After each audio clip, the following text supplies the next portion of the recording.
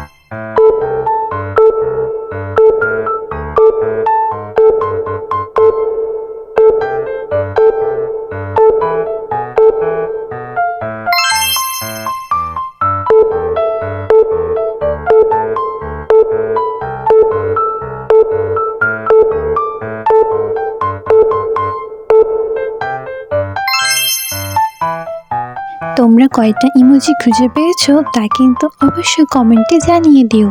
আর এমন মজার খেলা পেতে আমার চ্যানেলটি সাবস্ক্রাইব করে রাখো।